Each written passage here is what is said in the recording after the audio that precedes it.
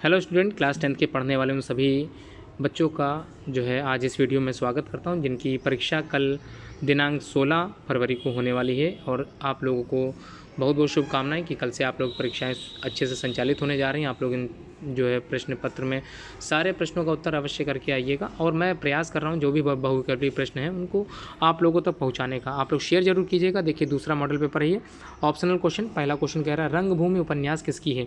देखिए, रंगभूमि, कर्मभूमि, सेवा सदन, या आप लोग समझ गए होंगे। उत्तर आप लोग ज़रूर मांग लीजिएगा। मैं उत्तर भी अवेलेबल कर रहा हूँ। थोड़ी सी उसमें शर्तें जुड़ी हुई हैं। 5 रुपये जो शुल्क मैं प्रयास कर रहा हूँ लोगों से लेने का, वो मैं अपने स्वयं के लिए नहीं ले रहा हूँ, उन बच्चों की पढ़ाई के लिए ले रहा हूँ जो बहुत ही गरीब परिवेश से आते हैं।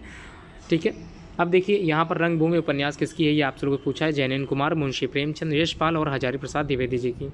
इनमें से किससे एकांकी सम्राट कहा गया। देखिए, ऐसे क्वेश्चन जरूर आ सकते हैं, इसलिए इन प्रश्नों के उत्तर भी आप लोग जरूर पढ़ते चलें। तो रंगभूमि पहला प्रश्न है। दूसरा, इनमें से एकांकी सम्राट किसे कहा जाता है। मुंशी प्रेमचंद को, डॉक्टर राम कुमार वर्मा को, शेठ गोविंद दास या हरिकृष्ण प्रेमी को। तीसरा क्वेश्चन कह रहा है नागरी प्रचारणी सभा के संस्थापक कौन थे। तो नागरी प्रचारणी सभा के संस्थापक पुरुषोत्तम दास टंडन, मदन मोहन मालवीय, श्याम सुंदर दास या रामचंद्र शुक्ल। इन चारों में से कोई एक ही है। आप लोग जरूर उत्तर बताएं। आनंद कादम्बिनी पत्रिका के संपादक कर्ता कौन माने जाते हैं। बालकृष्ण भट्ट, बद्री नारायण चौधरी प्रेमधन, प्रताप नारायण मिश्र और चौथा ऑप्शन रामचंद्र शुक्ल है। तीसरा क्वेश्चन कह रहा क्या लिखूं किस विधा की रचना है। आत्मकथा है, कहानी है, निबंध है या फिर उपन्यास है।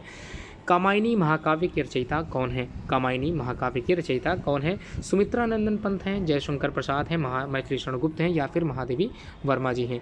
और सातवां प्रश्न में श्री कृष्ण गीतावली के रचयिता कौन है। तो श्री कृष्ण गीतावली के रचयिता सूरदास हैं, तुलसीदास हैं, कबीरदास हैं या फिर मीरा भाई। इन चारों में से आपको बताना है कौन है श्री कृष्ण गीतावली के रचयिता। अगला क्वेश्चन नंबर 8 है वीर गाथा काल के कवि कौन है। तो वीर गाथा काल के 4 कवियों में से ऑप्शन दिए हैं। महाकवि भूषण है, केशवदास हैं, चंद्रबरदाई हैं, बिहारी लाल हैं। नवा प्रश्न, संसद से सड़क तक ये रचना किसकी है। अज्ञे की है, धूमिल है, नागार्जुन है या फिर मुक्तिबोध है। 10वां प्रश्न, जायसी का पद्मावत किस भाषा में लिखा गया है। 4 ऑप्शन है, अवधी भाषा में, ब्रज भाषा में, खड़ी बोली में या फिर फारसी भाषा में।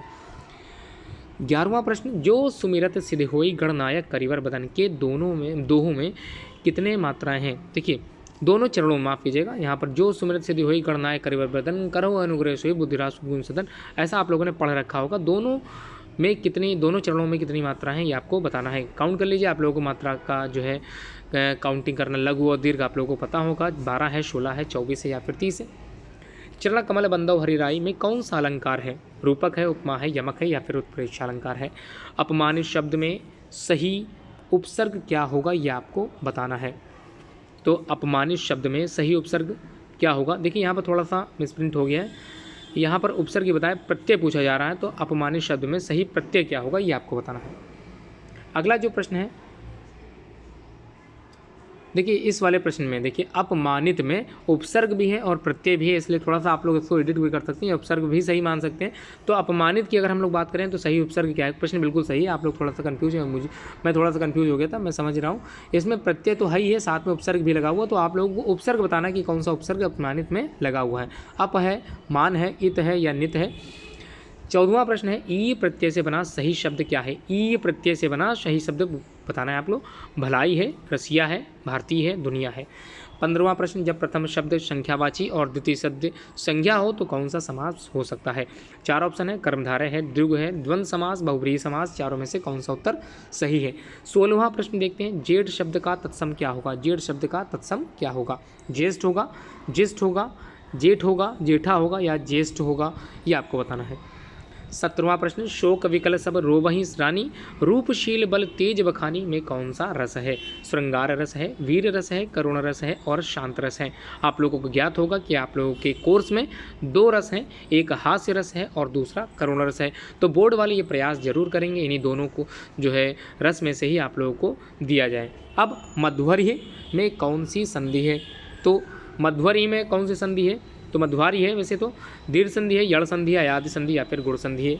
अगला बताइए, फलेषु किस विभक्ति का वचन का रूप है। किस विभक्ति व वचन का रूप है। फलेषु पंचमी एक वचन, सप्तमी बहुवचन, षष्ठी बहुवचन या सप्तमी एक वचन। अंतिम जो प्रश्न इस मॉडल पेपर का है उसको भी आप लोग जरूर पढ़ के जाइए। आपठन किस लकार पुरुष और वचन का रूप है। तो किस लकार पुरुष और वचन का रूप अपठन है। पहला ऑप्शन लट लकार जो कि वर्तमान काल प्रथम पुरुष और बहुवचन है। दूसरा लट लकार प्रथम पुरुष द्विवचन है। और तीसरा है लंग लकार भूतकाल।